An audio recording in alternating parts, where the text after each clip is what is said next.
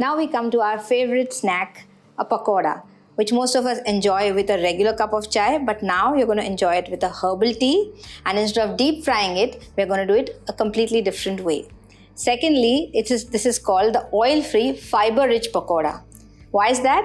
Usually pakodas are made from Bengal gram, which is besan atta.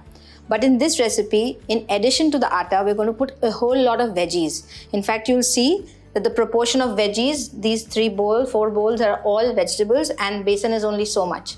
So that's why it's fiber rich, and let's see how we make it oil free. So we add all the vegetables into a mixing bowl, a big bowl.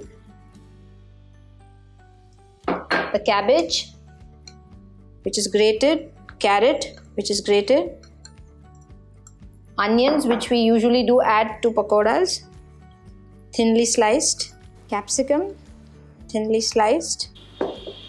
For keeping it easy to digest, a besan can be quite heavy to digest, that's why ajwain is added. So ajwain and chili powder. Some greens have to go in, so coriander, and now the besan.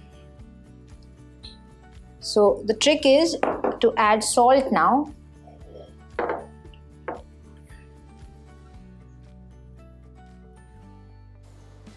Now the idea is to massage the vegetables so that they release their own water, and that's what is used for binding the pakodas. We don't add any water. As you can see, it's releasing water and it's absorbing the besan.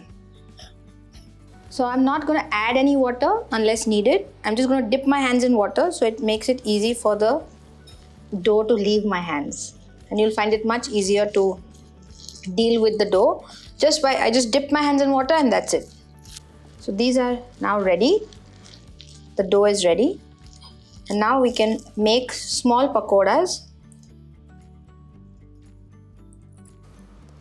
Don't make them very big, because if you make them very big, they'll not cook through.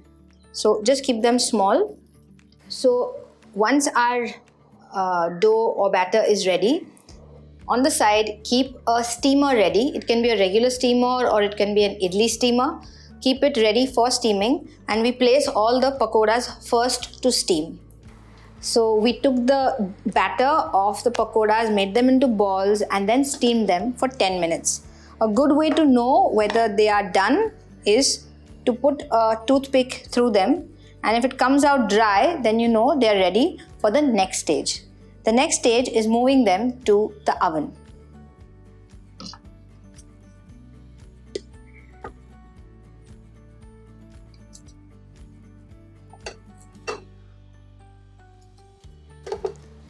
The basic idea is they should be firm and hard enough, and basically the besan has to be cooked, because veggies don't take time to cook.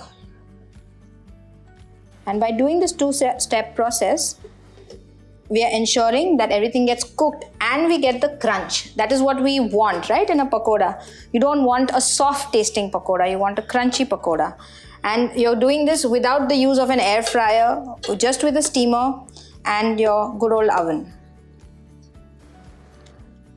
So in the oven this goes for 10 minutes. Always preheat the oven before using, so that you can actually calculate the real time of baking. Because if you say 10 minutes and your oven is cold, a couple of minutes will go in just the oven getting heated up. So 10 minutes after preheating.